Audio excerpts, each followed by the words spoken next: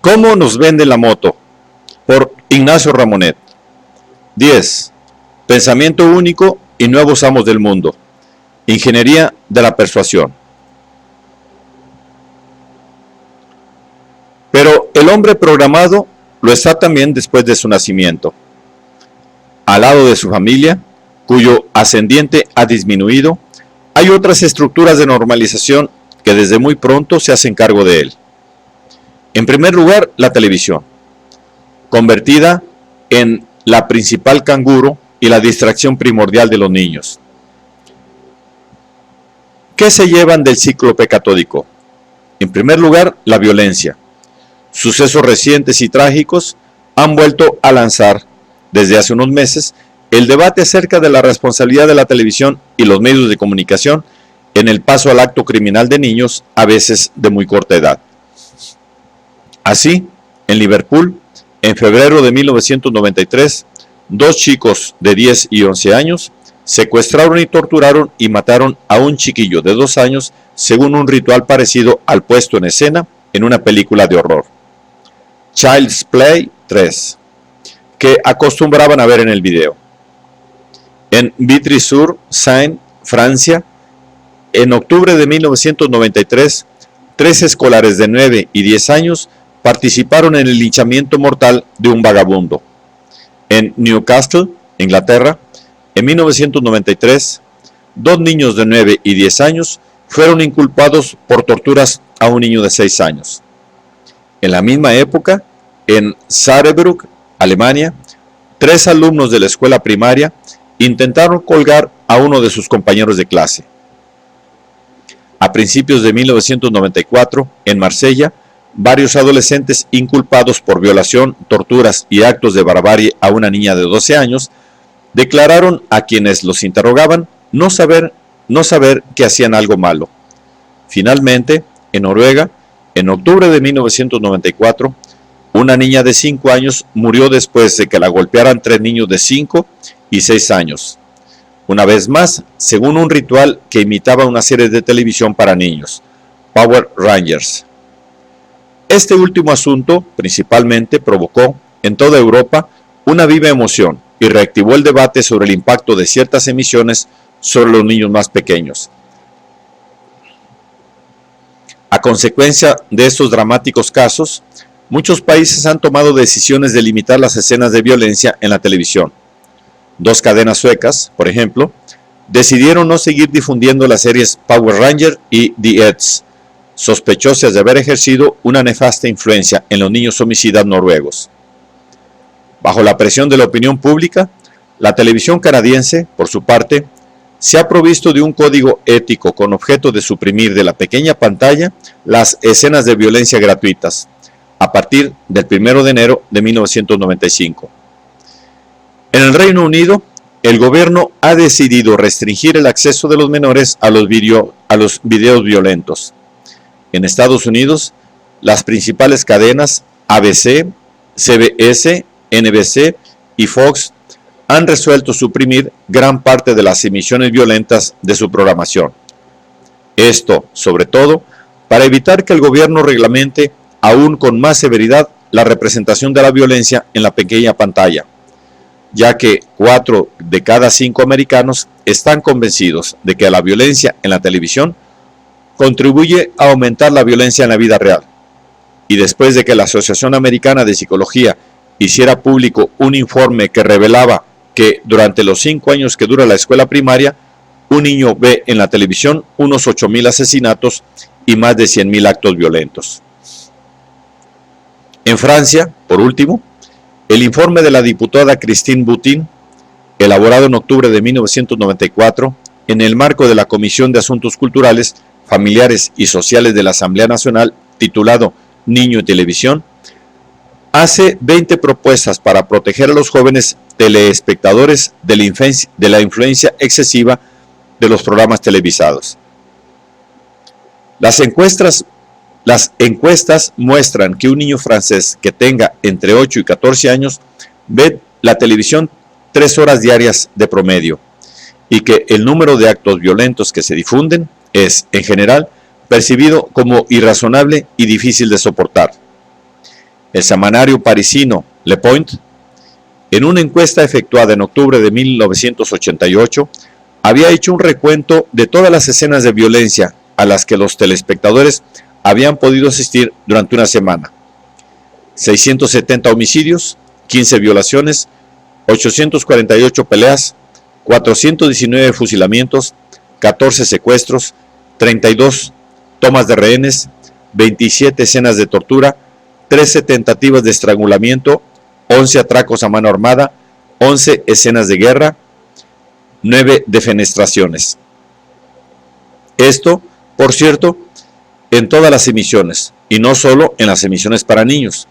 Pero hay que saber que los programas para la juventud no representan nada más que el 30% del tiempo de audiencia de los niños de 8 a 12 años. De modo que estos ven durante el 70% de su tiempo de audiencia programas para adultos.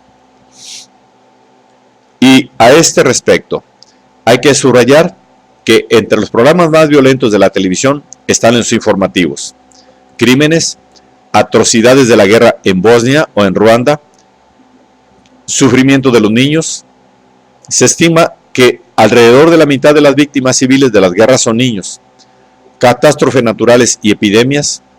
Los informativos televisados recitan el rosario de las tragedias ordinarias, con un realismo y una crudeza impresionantes. Esto afecta terriblemente a los niños que están mirando. Primero, por el impacto mismo de las imágenes, su crudeza intrínseca, pero además porque los niños saben instintivamente que lo que están viendo es verdad, es real, y que no tiene que ver con la ficción, y también porque escuchan las reacciones de los padres. El telediario es una de las emisiones que la familia ve reunida. Estos comentarios conmocionan a veces a los niños porque subrayan el dramatismo de lo que ven.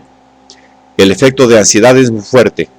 Los niños sienten que los mismos padres están impresionados, horrorizados a veces por lo que están viendo.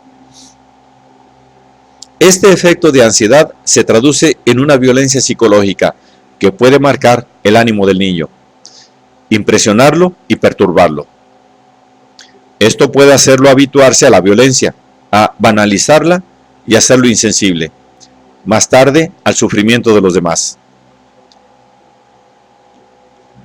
Para poner en guardia contra esta perversa influencia, la cadena americana CBS difundió en enero de 1995, bajo el título de En el campo de masacres de América, un documental de 3 horas, elaborado a partir de las secuencias televisadas durante los informativos, en el que se acumulan los cadáveres desfigurados, las imágenes alucinantes de las víctimas de la violencia ordinaria de los sucesos americanos.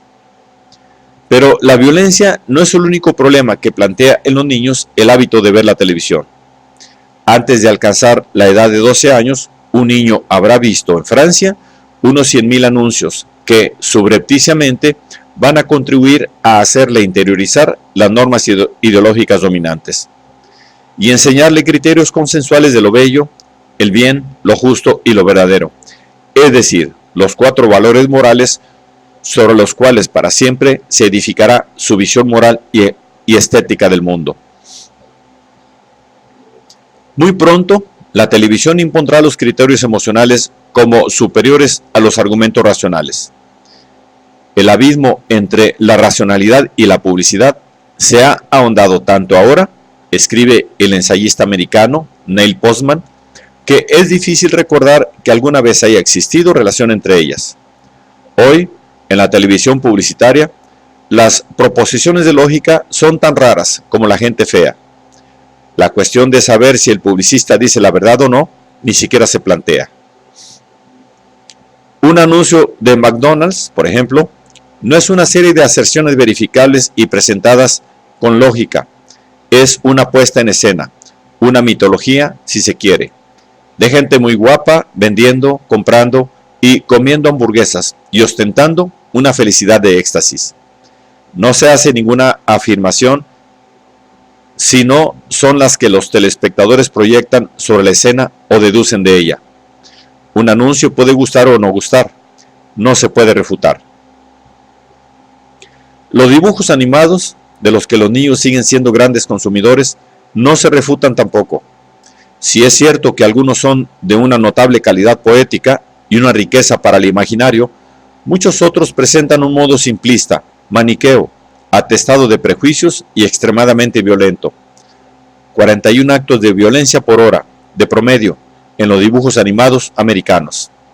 Ahora bien, como se ha visto, la cuestión de la violencia en la televisión y su influencia en los niños se plantea con más fuerza que nunca. Según el doctor Samuel Lepastier, del Centro de Psiquiatría del Niño y el Adolescente del Hospital de Santa Ana, en París, el hecho de ver espectáculos violentos puede tener un efecto calmante hasta cierto umbral. Más allá de él, el excedente de excitación vinculado a las imágenes ya no se elabora en el plano psicológico. Es ahí donde aparece una descarga de esta excitación por vías varias. Los niños pueden estar ansiosos o tener pesadillas. En un grado mayor, la evacuación se hace por medio de juegos, imitaciones, por pasar al acto.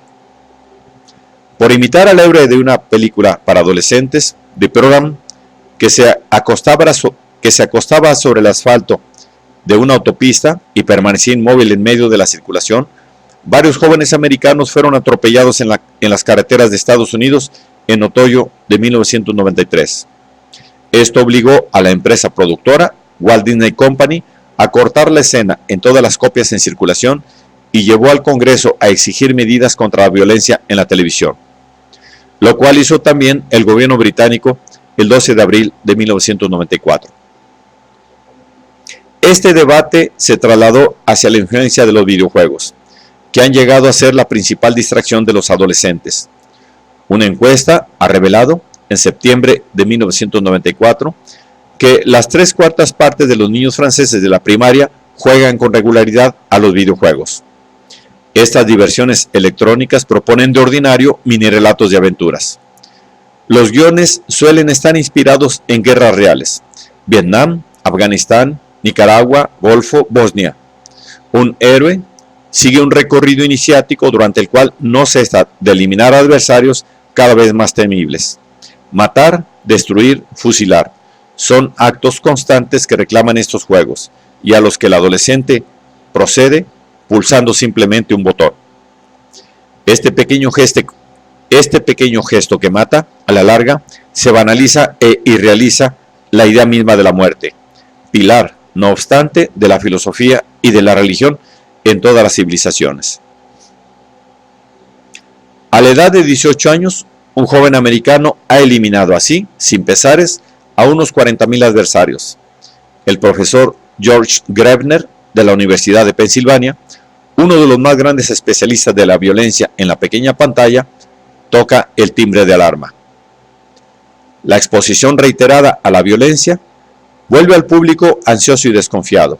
Le hace exagerar los riesgos de agresión en su medio. Cuantas más emisiones violentas vean los niños, más aceptable les parece la violencia y más les produce placer. Les cuesta discernir lo verdadero de lo falso. Este condicionamiento de la violencia alcanza un refinamiento superior con el desarrollo espectacular de la realidad virtual. Cascos de visión de 3 dimensiones con cristales líquidos y guantes estriados con fibras ópticas conectados a un ordenador pueden producir una perfecta impresión de contacto con una realidad concreta, sin embargo inexistente. El jugador no está viendo una película, está él en la película, circula por ella e interactúa en el ciberespacio. Combates, exploraciones, aventuras de todas clases y guerras con láser, puestas a punto por especialistas de la simulación militar, parecen, desde ahora, virtualmente al alcance de cada cual. Parques de juegos de este tipo, como Cinépolis en Connecticut, cerca de Nueva York, o Virtual World Entertainment en California, el de Nagoya en Japón, se abre en noviembre de 1995, así como experiencias de sexualidad virtual. El año pasado, los americanos gastaron $18.8 millones en estos juegos y se prevé que gastarán 33.8 millones este año. Pero los psicólogos ya están advirtiendo contra los peligros de la realidad virtual. El Centro de la Personalidad se resitúa en un cuerpo virtual dotado de capacidades suprahumanas. Al regreso de ese viaje, el jugador podrá sufrir una especie de desprecio por sí mismo, experimentar una sensación de insignificancia, de soledad acrecentada dentro del mundo real. En última instancia, una exposición demasiado frecuente a la realidad virtual induciría a una verdadera descomposición psicológica, haciendo una sangría en las fuerzas vivas de la personalidad en beneficio de uno o varios mundos virtuales. Sin ser pesimista, uno no puede sino interrogarse sobre la influencia de las escenas de violencia difundidas por la televisión y los videojuegos, cuando se ve como en Estados Unidos, por ejemplo, donde la televisión es una de las más violentas del mundo, el número de detenciones de menores ha aumentado en un 60% entre 1981 y 1990. En Francia, el número de delitos cometidos por menores ha pasado de 36.000 en 1980 a 48.000 en 1987 y no cesa de aumentar. Esta delincuencia de adolescentes es, además, cada vez más violenta y mortífera, con frecuencia directamente inspirada por escenas de la televisión.